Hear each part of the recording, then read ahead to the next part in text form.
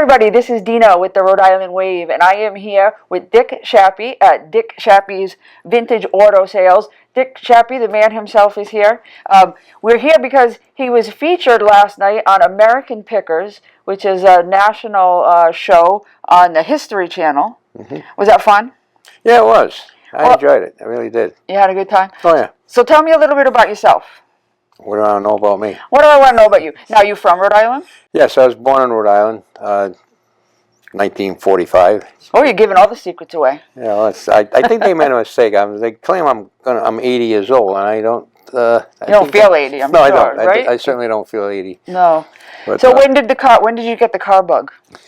Well, actually, I went in the military in 1964. I got out in '67.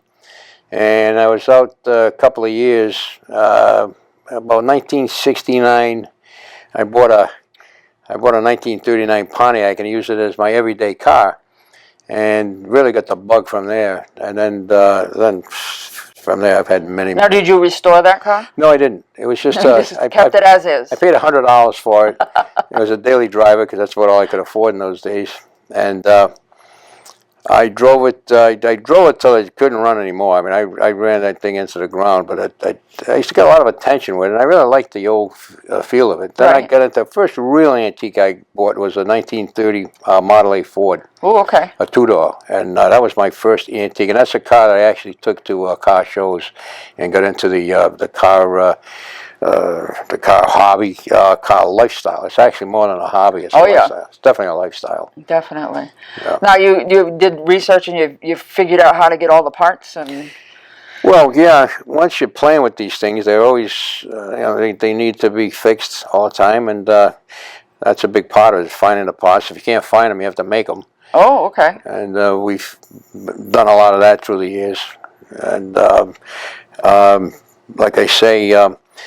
If you're collecting a Ford, you learn about the Ford parts. You're doing Cadillacs, which I'm a Cadillac man. I've done many, many Cadillacs. And actually, I'm a source for parts for these cars. Oh, okay. Nationally, for the actually multi-cylinder Cadillacs. I say multi-cylinder. They've got, some of them got 16 cylinders. Oh, wow. They've got 8, 12, and a 16. And I'm a source for those parts, because I've done many of them through the years, restored them, and I've also quite a lot of parts cars, but we know those parts. Right. What I'm getting at is, if you're doing a Cadillac, you certainly learn about the parts for that particular mark. Now, that first car, did you do all the work yourself? The first one was just like I say, a clunker that I... No, not the clunker, the first antique one. No, I bought it actually, I used to drive by. I was in Johnston, a town I lived in, up in Johnston, and this guy had his garage door open, and I always could see the back to this car. There were actually two cars. There was a 1930 Model A, and there was a 1930 Hupmobile. And I remember going by, I said, I'm going to stop and talk to this guy. So I pull in his yard, and I said, because he had the car outside. Uh-huh. So I said, I drive by, I see this car all the time. I'm wondering if it's for sale. I just pull it out today. Yes, it's for sale. Ooh. So I bought it. So you bought that first one already restored? Yeah, that was already done. Well, I needed a lot of tweaking. Which I did to it. I did repaint it, but it was pretty much all there. The upholstery was all good, and it was a good running car. But I made it real good because I started putting it in shows, and Fords are tough. Everybody's got Fords, right? And it's very, if you got to be perfect because there's so many of them out there. If you want to win trophies, and in those days I was really a trophy. I wanted to win a trophy, and. But it was. Did you win a trophy on that car? It took me a few years before I could. Yeah, I did. I did win a trophy. I was so happy about that first trophy. I probably got it somewhere. I don't know where. That was my but that was my first real antique. Was a 1930 Model A Ford. So then you had the bug. I got the bug, and it certainly took over after that. I've had many, many cars. I've probably got 50, 60 cars in the collection right now, and probably another 50, 60 motorcycles. But I've sold a lot through the years too. But now we're getting into the higher end. We're in the higher end of the quality of cars. We're doing Duesenbergs and your Pierce Arrows and Roma. It's all different Duesenberg powered cars, and that's the high end stuff. Huh. So now you have people who work for you who help do the actual physical labor, or do you still like to be hands-on? Oh, I'm hands-on, but I've got I spend all weeks finding the parts and locating, just directing everybody. But I do have a crew that work with me. They're only partial crew. They only work 4 hours a day. It's only 2 days a week, but you'd be surprised what we get done. Oh, I bet. Oh, we really do. I've got on my website, I've got projects pages where you can see the work we do and how we progress with things. And we bought a motorcycle in Ole, and this was in April. And looking at it yesterday, here it is, July. It's about 95% done. Wow. And looking, show quality, really looks good. Wow. Yeah, I took a little peek around at just some of the cars briefly. I will be showing photos of the cars, and you must be quite the perfectionist.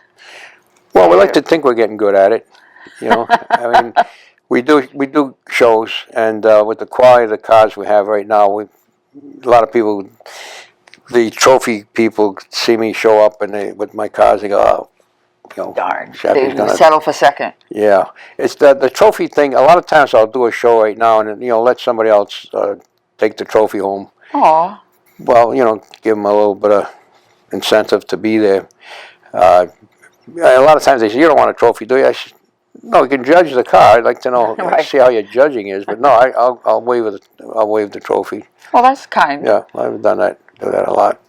It's kind. Let the young guys get the flavor, so Yeah. they get the bug, right? Right. You don't want this to end. You want people to keep restoring these cars and making them look beautiful. So that's even though you're talking about the picker thing. They even mentioned this. That exactly what we were talking about when I met Jersey Jon, John Slazay. I went to an auction in New Jersey, and that's actually where I bought the Doris Duke car. Okay. Doris Duke had an old 1938 pack, and it was all apart. And anyway, I was at the auction. I was buying everything at that auction. It's the kind of things I really liked. And they came up to me. They said, "Are you going to be buying that Orient buckboard over there?" I said, "Yeah, I'm very interested." And they said, "Well, we got this young kid over here. He's like 16 years old, and we see you're buying everything. You think you could hold off on that and let the kid buy it?" I said, "Wait." I said, "Oh, sure, let him buy it." So that was Jersey Jon. Oh. Yeah. So we mentioned that in the picker episode last night. That's when I met Jersey. He was 16. He's 64 now. Wow. That's how long ago. That's how long. Well, I'll tell you, that's an act of kindness that really sticks with somebody for a long time. It does. But I did that for him, and I said Now look to at him now. He's got his TV show. Sure. And I said to him last night, "Do you still have that Orient?" "Yeah, I do." In fact, he still has it. So it lasted with him, and that's so there's your connection. I was going to ask you how you ended up on that show. And so he probably remembered you all those years. Well, it wasn't so much John. Mike Wolf he's the brains of that whole operation. Okay. He's the go-to guy. If he wants it, he gets it. If he doesn't want it, you're not going to be on it. And I was very friendly with Mike too. I met Mike before he was a picker, because I've been into the motorcycle thing, and Mike is certainly an expert on motorcycles and bicycles. There's probably no one around that's more knowledgeable about bicycles, Really? antique bicycles.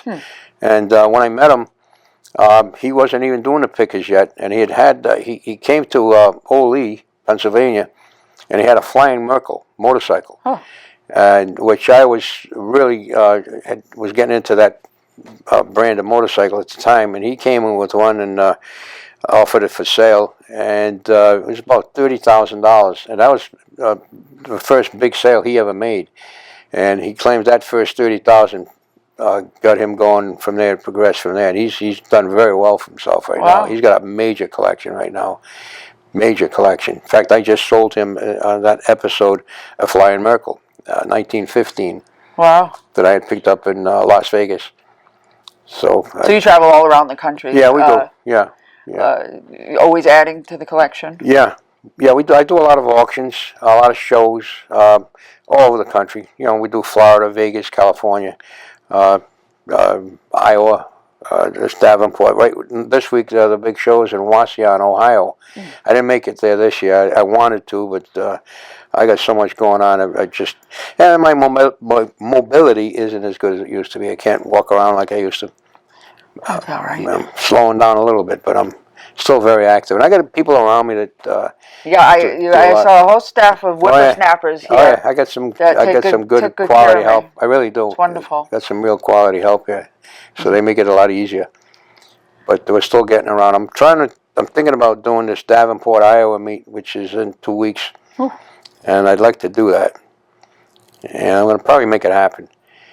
So that's the I have a feeling if you want it to happen, it's going to happen. Yeah, I think it will. We've got the Adrain Newport show coming up. Okay. I was going to ask you about that, if there was a connection. Oh, yeah, I'm very hooked up with those guys. In fact, they called me today. One of my vehicles is on display there right now. Oh, cool. In fact, they call me. They're going to this particular exhibit. It's which is non-engine made cars that were powered by air-cooled cars and steam cars and that kind of thing. And I've got a 1903 Cameron, which was made in Rhode Island. Oh, really? The Cameron cars were from Rhode Island, and they had that there for the last 3-4 months. It's been there on display. But they have their show coming up first week of October. And this year I'm going to do something a little different. I have a nephew that's, my nephew's son. It's my brother's grandson. We're going to show, I have a 1961 BMW motorcycle, an R69S, and I gave it to my nephew's son. He's 11 years old, and he's a motorhead. Oh, this kid already. He's the real deal.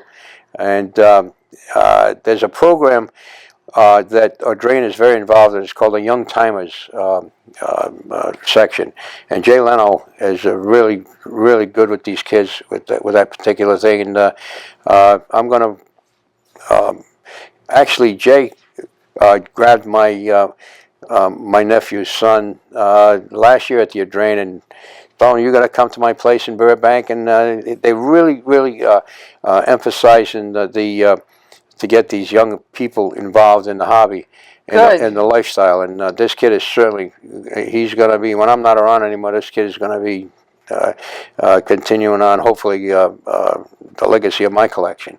Wonderful. Because I'm going to be probably give it all to him. And, I don't want to have to sell everything. I think a lot of the collection will be sold, but there's certain pieces I think should be kept. Yeah, together. Right. And I've actually stipulated that this particular motorcycle never be sold. Oh. I told him this. I'm going to give it to you on one stipulation, and that's that you don't sell it. You can give it to your son or your daughter or your grandchildren or whatever. I want it to stay in the family because that's where this thing belongs. Nice. What we did, when my brother passed away, we went to his house and we were going through all those things, and this motorcycle was in the basement, and all rubble on top of it. And I said, I remember that old motorcycle. It's the first one I ever rode on.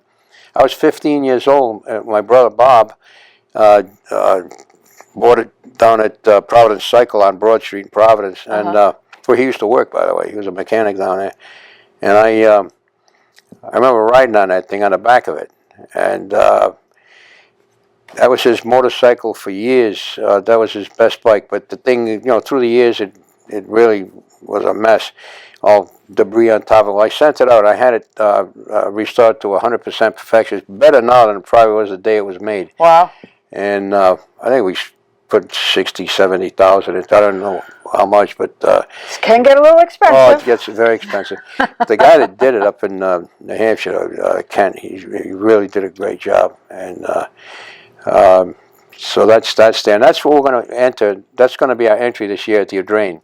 Oh, okay. So I'm going to push that. I'm going to tell him I'm not going to enter anything. I'm going to have my brother's grandson is going to be entering that and the Young Timers edition. I'm going to really back him on that. I'll support him with that. That's what's going to happen this year. Very cool. They haven't asked me yet. I'm announcing it now. Now, do you let people come and see the collection just to see it? Yeah, a lot of people. I got a lot of clubs that, like a lot of times they're in the area. Horseless Carriage Club of America has been here. The Pierce Arrow Society and a lot of clubs still have their meets here in Rhode Island. And when they do, you'll get 40, 50 people come in to see the collection. Oh, and cool. I take them here and also at my house. But I get people just drive by and they say, I'd like to come in and see the collection and what we have here. And yeah, I like to say by appointment only because it's better that way. Well, yeah. And yeah. I'm not here that much Right, either. right. I'm here only 2 days a week. Right. Yeah, people. So but you can make an appointment on your website. Yeah. I checked that out. Yeah, they There's a check lot through of the- photos of the cars there. But if you want to see them in person, They call my staff, the girls, they'll call me, ask when I'll be available. So I'm here 2 days a week, but then we work at my shop at my house 2 days a week.